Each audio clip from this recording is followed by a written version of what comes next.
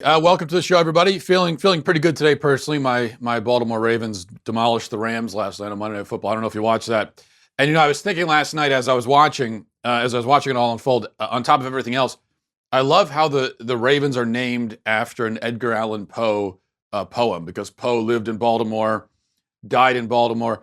He also married his 13-year-old cousin in Baltimore, which we don't really talk about that part of it. That part we leave to the side. But the point is that Baltimore Raven refers obviously to the poem, The Raven, which is why their mascots, the Raven mascots, are named Edgar Allan and Poe. So it's very subtle. And I remember when the Ravens came to Baltimore in 1995, when we stole the team from Cleveland, which was fine because our team had been stolen by Indianapolis in the 80s, and so we turned around and stole our team from Cleveland.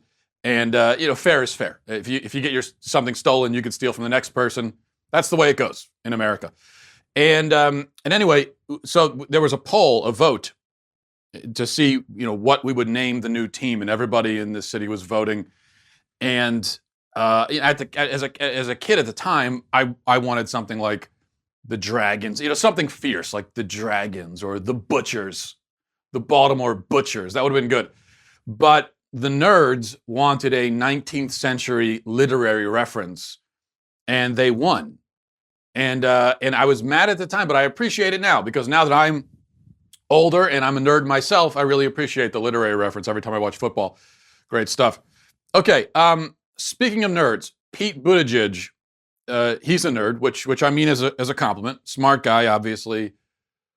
Rhodes Scholar. I don't know if you heard about the fact that he's a Rhodes Scholar. We're only reminded of that every time he does a debate. But probably the most talented politician the Democrats have right now. And that's half a compliment and half an insult. I think he's wrong about everything. I also think that he's cynical and manipulative, especially in how he slanders Christians while pretending to be one. So I'm not a fan of his by any stretch of the imagination, but he is smart and he's good at what he does as a political candidate. But he was trending on Twitter this morning in a not so positive way. In fact, the phrase Pete Buttigieg is a lying MF was trending. And that's about as bad of a trend as you can get, I think, as a political candidate. That's the title of an article in The Root.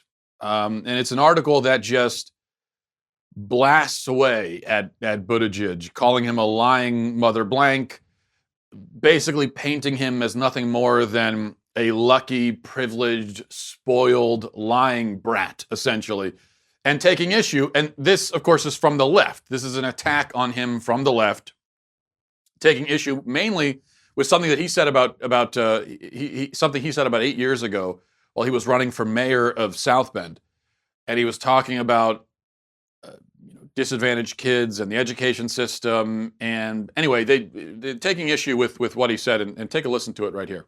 The kids need to see evidence that education is going to work for them, right? So you see a lot of parts of That's town. That's part of the motivation. Yeah, because you're motivated because you believe that at the end of your educational process there's a reward, there's a stable life, there's a job. And there are a lot of kids, especially the lower income minority neighborhoods, who literally just haven't seen it work. There isn't somebody they know personally and I think that's who testifies to the value of education. So yeah, you bet. That's what this writer at The Root is mad about. And that's what makes him a lying MF. A bunch of leftists are also mad, it seems. Now, the question is, what was wrong with what he said? Far be it for me to defend Buttigieg, but what did he say that was wrong there? What's the wrong part of that? Well, this guy at The Root says that the problem is not about bad role models, despite what Buttigieg claims. It's not a lack of role models. It's about minority neighborhoods being neglected, underfunded, schools in the inner city being underfunded, and racism, and all of these external circumstances you see. And the thing with Buttigieg is he just got lucky, and that's why he's been successful. And so for him to sit there in judgment is racist and wrong, and it's deceptive. But of course, that's all nonsense. The big advantage that Buttigieg had is that he had a mother and father growing up. Okay, that is a big advantage. That's not luck, though. That's not a roll of the dice. The mother and father decided to be present. That's a choice they made. It's not luck. The point is that in the inner city, you're talking about 70 or 80% of the kids don't have a dad in the picture. 70 or 80%. Now, of course, that's going to have an enormous impact. Of course, that's going to mean a dearth of male role models, especially for boys who have a special need for male role models in their lives. They need a man to show them how to be a man. And it's much easier and better and more effective if you have that example in your life that you can look to. Okay, it's kind of the show don't tell thing. As you could tell kids all day long, this is how you're supposed to act, but you need someone there to show you how to act, someone that they can emulate. Now, this is all really obvious, and to deny it is madness. It's not bad luck. Fathers abandoning their families are not unlucky, okay, unless they died. But if they're still alive and they've abandoned their families, they chose to do that. They chose not to be there for their kids. Or if they're in prison or something, they chose to commit a crime. It's not luck. It's a choice made by those fathers. So you've got a huge amount of men in the inner city who conceive children and then don't stick around to raise them. That is a statistical reality. The article says, just reading a little bit from this article in The Root, it says, it proves men like him, Buttigieg, are more willing to perpetuate the fantastic narrative of Negro neighborhoods needing more role models and briefcase carriers than make the people in power stare into the sun and see the blinding light of racism. Get-along moderates would rather make crap up out of whole cloth than wade into the waters of reality. Pete Buttigieg doesn't want to change anything. He just wants to be something. This is not just a lie of omission. It is a dangerous precedent. This is why institutional inequality persists, not because of white hoods and racial slurs. It is because this insidious double talk erases the problem by camouflaging it, because it is painted as a problem of black lethargy and not white apathy. He's saying that he's making stuff up. He's making crap up. Actually, he said he's making S up. What is he making up? What? Okay, here's the question. Is the fatherless rate very high in the inner city or not? Yes or no? Answer is yes. Unless we're going to say 70% isn't very high. Another question. Are kids without fathers at a huge disadvantage? And do they lack essential male leadership and an essential male role model in their life? The answer is yes. Question. Do men who conceive children and then not stick around to raise them make that choice because of racism? Is it racism that prevents them from raising their own kids? Answer is no. So where is Buttigieg wrong? You know, I don't have a dog in this fight. I'm not a fan, like I said, of Buttigieg, but the truth is the truth. And this is a truth that we need to be able to talk about. And when it comes to the fatherless problem, by the way, it's not just a problem in the black community. It's a problem, and I don't have the numbers right in front of me, but if you're talking about, especially in the inner city, like I said, 70 or 80%, even in white neighborhoods, in the suburbs, it's not that high, but it's a lot higher than it should be. So this is a problem across the board in America. I would say this is a cultural problem shared across the board to one degree or another, is a lack of male leadership in the home and a lack of the influence of fathers. Listen, every time, or most of the times when we've had a school shooting, a mass shooting, this is one of the things that some of us talk about, that I talk about. And very often the kids who do that are white. But you know what else you find very often? Is that those kids didn't have dads in the home. Not in every case, but in many of them, in most of them. So obviously we need to talk about that. And to insist that we focus the conversation entirely around these sort of external environmental things, racism, and all of that. And we make people the victim of their own choices. And when I say that, I'm not referring to the kids in the inner city who grow up without a dad. They're not a victim of their own choice. They're a victim of the choice their father made. And when you read articles like this, it sounds like we're trying to take those fathers who abandon their children and make those fathers victims of their own choice of abandoning their families. And that's just wrong. Now, politically, this shows why the Democrats, I think, might be doomed. They're tearing their most talented candidates apart. Nobody's allowed to rise to the top of the pack without being ripped to shreds. The SJWs have this purity test that nobody can pass. Even a young gay man like Buttigieg can't pass it. Kamala Harris, a black woman, can't pass it. Elizabeth Warren, a female socialist, can't pass it. Who can pass it? Nobody can pass it. So they all get eaten alive by their own people, and Trump just sits back and enjoys the show. So it's working out for really well for Trump. I agree with what Tucker Carlson said, I think last night, where he said that he still wouldn't count Michelle Obama out. And I think that is their only hope, and I wouldn't count her out either. I think Michelle Obama on the left is basically untouchable, or the closest thing to untouchable among leftists that you can get. Probably the one person in the whole country who could unite all of these disparate warring factions on the left. You're not going to see any Michelle Obama is a lying MF articles about her. That level of disrespect and that kind of attack is reserved for people like Buttigieg. You're not going to see that at Michelle Obama.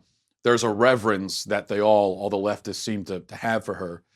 She also has some appeal in the middle as well. So I think she'd be a formidable general election candidate. I think that's maybe their only hope right now. I just don't see anyone else. Obviously, someone's getting nominated among the Democrats, but they're all going to come into the general election extremely wounded after all of the slings and arrows they've taken from their own side. And that works, again, to Trump's advantage. Okay, speaking of people getting attacked for speaking basic facts, I have another example of that I want to share. But first, a word from Field of Greens. Have you ever wondered why so many Americans are sick, unhealthy, and overweight? Between the food supply and sedentary lifestyle, Americans are in the worst shape they've ever been. And I'm sure you've seen all the news reports about that. It's a well-known problem. Well, let's not talk about problems. Let's talk about solutions. That's where the team of on-staff physicians at Brickhouse Nutrition come in, and that's where they created Field of Greens. Field of Greens is an easy way for you to add fruits and vegetables to your daily routine without spending hours in the produce section or hiring a home chef or taking cheap supplements. That's either stuff you don't have time for or can't afford. Well, Field of Greens is made with real USDA organic fruits and vegetables. It also helps boost your immunity using antioxidants and assists in digestive health with prebiotics and probiotics. It's like having a doctor nutritionist right in your kitchen. One scoop delivers a full serving of fruits and vegetables. Just drop it in a cup of water, stir it, and you're done. You can make a smoothie. That's how I've been having it. Make a smoothie. Very healthy, very good, easy to make, great stuff. Bottom line, this is real food, not extracts. You will look better. You'll feel better. Go to brickhousewalsh.com. Get 15% off your first order just for trying it out with promo code Walsh. That's brickhousewalsh.com, promo code Walsh.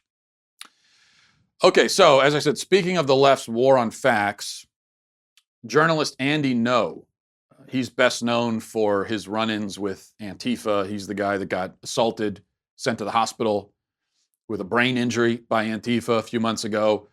Something that, by the way, Democrat candidates still have not condemned. That's a real attack on the press, on a journalist. Hasn't been condemned. Media didn't condemn it. Democrats didn't condemn it. Well, he is now suspended by Twitter for relaying in objective fact and relaying it in an objective and dispassionate way. He shared some verifiable statistical information, and for that he was banned. Now, it started with a tweet from Chelsea Clinton. Chelsea Clinton tweeted, "Since 2013, more than 150 trans people have been murdered in the U.S. the majority black transgender women. On TDOR 2019, I guess it's this is the Trans Day of Remembrance, they call it. We remember and honor the lives lost, hold their loved ones in our hearts, and must commit to doing all we can to end this epidemic of violence and hate. Now, Clinton is connecting this with hate, obviously insinuating, claiming that these are all or mostly hate crimes. Throwing in the black transgender woman detail, mentioning the race, also tries to turn it racial.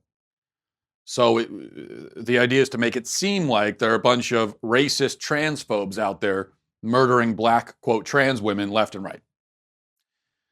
Now, Andy Ngo responded saying, and this is what got him banned, or at least suspended, the U.S. is one of the safest countries for trans people. The murder rate of trans victims is actually lower than that for the cis population. Also, who is behind the murders? Mostly black men. That's it. That's what he said. Got suspended for that. Suspended for responding to an inaccurate claim with some verifiable empirical facts. So what Twitter is saying is, we support this false narrative, and if you try to debunk it, we're going to punish you. You're not allowed to debunk it. It doesn't matter if it's not true. This is what we're going with. But the fact remains. They could suspend you for saying it, but the fact is the fact. As I talked about a few weeks ago, sharing a piece from Chad Felix Green over at The Federalist, the anti-trans hate crime epidemic is a fiction. It is a myth. It's been made up. It's invented. It's not real. The vast majority of trans murder victims are not the victims of a hate crime. The vast majority of trans murders have nothing at all to do with bigotry or anything like that. They've mostly been the kinds of murders that you find in the non-trans population. Murdered in the same kinds of circumstances for the same reasons. It's sad, it's terrible, but it's not a hate crime. Also, a sizable number of murder victims among trans people are people who live a high-risk lifestyle. So prostitutes and that sort of thing. The murder rate among prostitutes generally, trans or not, is higher than the average population. But that's not because of anti-prostitute hate crimes. It's because you're living a high-risk lifestyle. You're living in a world where, in a dangerous world, you're dealing with dangerous people. You're doing a dangerous thing. That's not victim blaming. That's not saying they deserve it, obviously, because nobody does. It's just pointing out that there's no connection here with racism and hatred. What's driving this is something completely separate from that. Now, it may be hate anyway, but it's not. Maybe you could make the argument that anytime somebody is killed, there's hatred behind it, which I think is actually probably not true. I think very often, I think what lies behind murders and other crimes is a sort of indifference to human life, less than a hatred for human life. But either way, and that's just the fact. That's all. None of this is to say that the murder rate among trans people or black people or any group doesn't matter. Actually, I'm saying the opposite. I'm saying, let's deal with what's actually happening. Let's deal with the reality, because only if we deal with the reality is there a chance of making a difference. It's the people who use murder victims like political props who obviously lack empathy and lack compassion. When you're doing that, when you're taking trans people who have been murdered and you're turning them into a political weapon to bludgeon your opponents with, then you're the one who lacks compassion for them. And we're not going to be able to solve the problem. Call it an epidemic if you want. It's not really, but whatever you want to call it, we're not going to be able to solve the problem if we insist on diagnosing it incorrectly. It's a very basic thing. If you want to solve a problem, whether we're talking a societal problem or a medical problem or any kind of problem, you have to diagnose it correctly to begin with.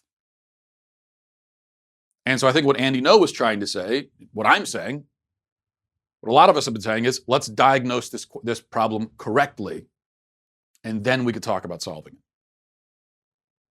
But Twitter says, no, it's better to diagnose it incorrectly. In fact, we insist that you do.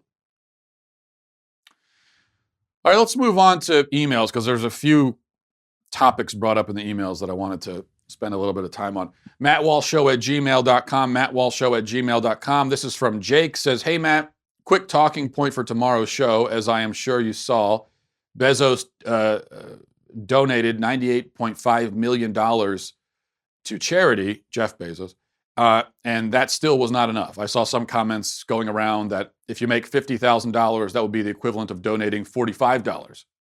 My point is, I doubt all the people complaining have ever donated that $45 to any cause. It is easy to virtue signal and demand more social programs when it is someone else's hard-earned money. Big fan of the show. Keep up the good work, and God bless. Yeah, Jake, I saw that. Bezos donated, as you said, $98 million, and people were attacking him for it, which is amazing. And if you want to diagnose this problem, I really think a lot of it is garden variety jealousy. That's what a lot of it is. People clinging desperately to their narrative of the greedy rich person. To have a rich person who also acts generously interferes with the narrative, and so they find a way to dismiss it. And it's also, I think, that people are upset that they themselves are not billionaires. And they look at Jeff Bezos, and their main problem with Jeff Bezos is that they are not Jeff Bezos. They want to be him. That's what you have to understand. All this attacking of billionaires. Most of the people doing the attacking, their main issue with billionaires is that they themselves are not billionaires. That's what they don't like about billionaires, is that they're not in that population. So I think, and this is unfortunately human nature. A lot of people do that. We all do this in some way or another, to some degree or another, where, you see someone who's got something you want, and their life seems to be working for them well, and you feel jealous, you're envious, and so you want to tell yourself that there's something wrong with them. And that's what people do. I think a lot of these socialists and everything, these would-be faux socialists, they look at rich people, and really in their heart, they want to be rich, but they're not. And so instead they tell themselves, oh, well, these are all a bunch of greedy bastards, and at least I'm not like that. At least I'm a better person. They might have more money than me, but I'm a better and more virtuous person. And then when you see that the billionaire isn't greedy and they're donating a lot of money and doing a lot of good in the community, now they're thinking, wait a second, is this person richer than me and better? That can't be. They can't be richer and more generous. I can't allow that to be the case. And I agree with you. All these people saying, oh, Bezos giving $98 million is like me giving 50. Well, first of all, no, it isn't, because I'm pretty sure the charity would prefer the 98 million to the 50. Okay, it makes a difference to them. There are practical things that $98 million can do that $50 cannot. Now, if all you have to give is 50 and you give the 50, it's like the parable that Jesus told, the woman that just gave, put 2 coins into the, at the synagogue rather than the rich people that made a show of giving more. So yes, in terms of the moral act itself, the moral significance, if you give less and that's all you can give, that's a great thing. And it does make a difference. But obviously, practically speaking, $98 million, that's going to help a lot of hungry and homeless people. Whereas $50 will help a lot less. So in a practical sense, it's not as good. But also, I agree with you in that all these people saying, well, it's like if I gave 50. Are you giving 50 though? If you are, great, but I kind of doubt that you are. These people complaining about rich people all the time and greedy and everything. Every time they see philanthropy among rich people, they find a way of dismissing it. All these people that say, oh, that's not as generous as I can be. Well, are you generous? Are you actually giving your money to charity? I tend to doubt it. I think a lot of these people are hoarding their own money. And that's what really gets them. is that they know in their hearts that even though they're a lot poorer than someone like Jeff Bezos, than a billionaire, they have a lot less money, they're actually more greedy. Because that's the thing. If you're making, $70,000 a year or something, and you give none of it to charity, and you don't help anybody with it, and meanwhile you've got a billionaire giving millions, the billionaire's more generous than you. And yeah, you could say he's got more money to spend, but you're giving nothing. You're not doing anything. I mean, you could spare some of that. 70,000 is not 70 billion, but you still have some room. Like maybe a few of the coffees you buy at Starbucks, maybe don't get that iPhone upgrade. Maybe you already have Netflix, you don't need Amazon too. You could sacrifice some of that and give to the less fortunate, but you don't, because you're actually more materialistic and greedier than some of those rich people. And I think that's what really gets them. They hate to think that. Oh my gosh, am I not only broke but greedy too? No, nobody wants to think that about themselves. All right. That's one thing I've talked about before. You see, in our culture, in our consumeristic culture, consumeristic isn't really a word, but let's go with it. What you find is that even people who are not rich, like me and you, assuming you're not rich, who's ever watching this, a lot of us have sort of inherited the vices of the rich. Because living in this consumerist culture, even people who aren't rich can tend to be materialistic, greedy, just hoarding goods and things for themselves. And so a lot of us, we have the vices of the rich, we have the greed and the materialism, but we don't actually have the riches of the rich. And so we've got the worst of all the worlds. Okay, this is from Marie. Says, I'm a young mom of 2 little toddlers, and my 2.5-year-old is really pumped for Santa to come this year. I've told her the true meaning of Christmas, and I've basically made Santa a helper for Jesus. Emphasis on helper, so she'll still get the point. I've never thought of not giving her the fantasy of Santa until talking with a friend recently. The friend said that her parents made Santa very real, with noises on the roof, jingle bells, and everything. So when she found out that all that hope and joyful anticipation was complete nonsense, she was devastated. She still is devastated and refuses to tell her kids about Santa. I've had a few friends experience something similar. It makes me sad. What have you done for your kids? Are you ever worried about the day that they inevitably discover the fantasy of Santa Claus? I'm at a crossroads of what to do because both pose their pros and cons. I'd love your opinion. You're a great dad. Thank you for all your talk, for all you talk about. I'm so disappointed in the sexualized obsession of the young in our culture. Never stop speaking. You make such a difference. God bless you and your family. Yeah, Marie, first of all, I would say about your friend, it seems like their parents went way overboard, but if she's still devastated that Santa Claus isn't real, might be time for her to get over that one. We all went through that as kids, and it was a little difficult at first, but probably by the time you're an adult, you should be over it. I don't know. I know maybe you can't say that to her. Maybe you should just say it to her. Just put it flat out. Next time she's complaining about the fact that Santa Claus doesn't exist, maybe say to her, listen, you know that you're like 30, right? But in terms of what to tell your kids, here's the way that I look at it. And I've brought this point up many times before when talking about gender issues and kids choosing their own gender and everything. My point is that very young kids, you say you're toddlers, okay, 2.5 years old. Well, a 2.5-year-old has no idea what reality is. It has no concept of reality, doesn't know the difference between fiction and truth and fiction. So if you were to say to your 2.5-year-old, Santa Claus is not real, that wouldn't mean anything anyway. So my point is, you couldn't convince a 2.5-year-old that there is no such thing as Santa Claus, because a phrase like there's no such thing as just doesn't mean anything for them. They don't have the cognitive ability to understand that. And so that's why children naturally live in a fantasy world. Your 2.5-year-old, if you have a 3-year-old, a 4-year-old, they also probably think that Spider-Man exists and Superman exists. And they watch Bugs Bunny.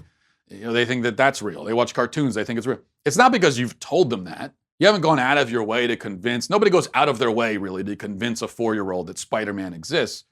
But if they see Spider-Man on TV, if they watch a movie, they're going to think that's real. Because the whole idea that you could be watching something, an image, but it's not real, there's a disconnect there. Because they think, well, what do you mean it's not real? I can see it. Of course it's real. So I wouldn't worry about it, I guess is what I'm saying. If your kids are young enough where believing in Santa is appropriate, then they're also so young that you couldn't convince them anyway that Santa Claus isn't real, so you might as well just go with it. And as they get older and they're capable of understanding that there is this thing, that there is reality which is set apart in some way from fantasy. As they get older, when they get to be 5, 6, 7, they start to understand that. Then they're getting to the age maybe where I think you break the news, but also they're also getting to the age where they're gonna start figuring that out anyway. In fact, for me with Santa Claus, I actually did not have the devastating moment where my parents sat me down and gave me the bad news. I kind of just figured it out on my own, because I had older siblings and they had stopped believing, and so just over time you're just kind of like, oh, okay, hold on a second, and you start piecing it together. So if you told your kid nothing at all about Santa Claus, you didn't say he's real or fake or anything, you just didn't say anything about it, I think your child at a young age would naturally believe in Santa Claus because he would pick it up from his friends and from the culture and from TV and everything. And then, around 6, 7, 8 would stop believing. And that would happen apart from you completely. So all you're doing as a parent is maybe hurrying it along a little bit, or kind of guiding them one way or another a little bit. But kids are going to live in that fantasy world, and there's also nothing wrong with that. So if you would not, I say we don't go out of our way to convince our kids that Spider-Man is real, yet they do believe that Spider-Man is real. Would you sit them down and go out of your way to convince them that Spider-Man isn't real? Would any parent do that? Why? Your daughter believes that there are fairies in the garden. Are you going to sit her down and say, listen, there are no fairies. Stop believing in fairies. What kind of crazy parent would do that? No, she believes it. Just let her believe it. Now, yeah, you play along a little bit, and because it's fun, and she's a kid. Who cares? All right, we'll do one more. This is from Zach. Says, Dear Matt, since the Christmas season essentially starts on Friday, please rate the following 5 gifts from 1 to 5, 5 being the worst. Socks, a worn/used item that's clearly been regifted, scratch-off lottery tickets, a Christmas ornament, or a clothing item that is clearly 2 sizes too small and comes with a gift receipt. Thanks for all you do and watch the show religiously.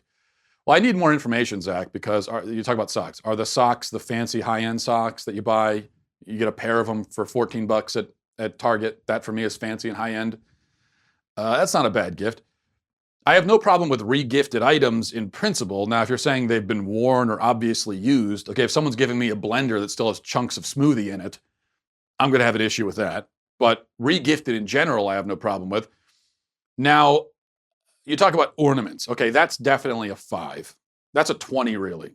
If 5 is the worst, then 20, it's a 20. It's off the scales bad.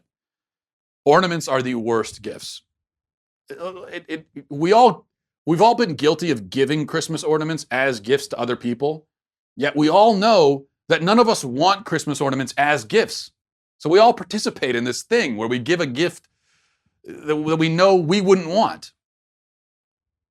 Jesus says, do unto others as you would have them do unto you. Well, give gifts that you would want also in some world. Nobody wants a Christmas ornament. You get a little thing, a little ball or whatever that you hang on a tree for a few weeks, along with all the other ornaments. It just gets lost in the shuffle.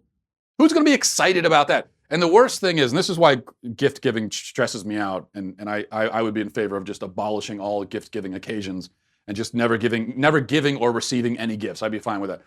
What stresses me out is you're sitting there on Christmas morning and you're doing your family gift unwrapping thing, and you get a gift like an ornament. And it's obviously super lame, and you don't care about it, but you have to act excited because the person who gave it to you is sitting right there.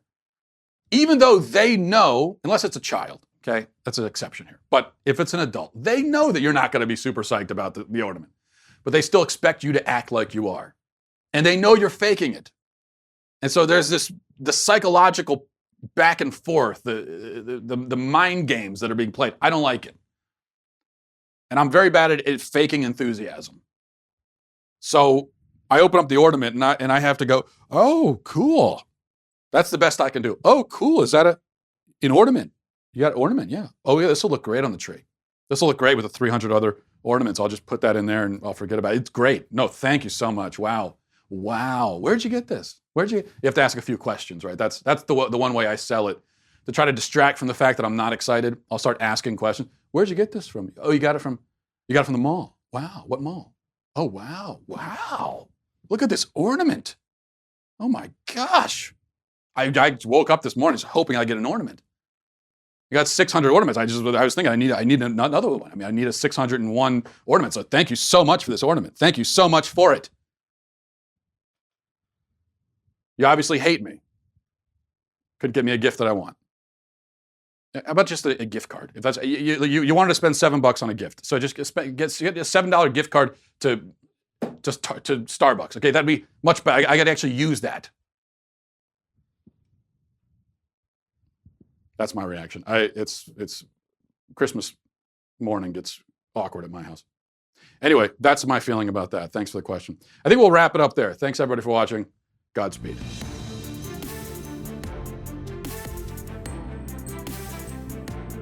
The Matt Walsh Show is produced by Sean Hampton, executive producer Jeremy Boring, senior producer Jonathan Hay, supervising producer Mathis Glover, supervising producer Robert Sterling, technical producer Austin Stevens, editor Donovan Fowler, audio mixer Mike Coromina.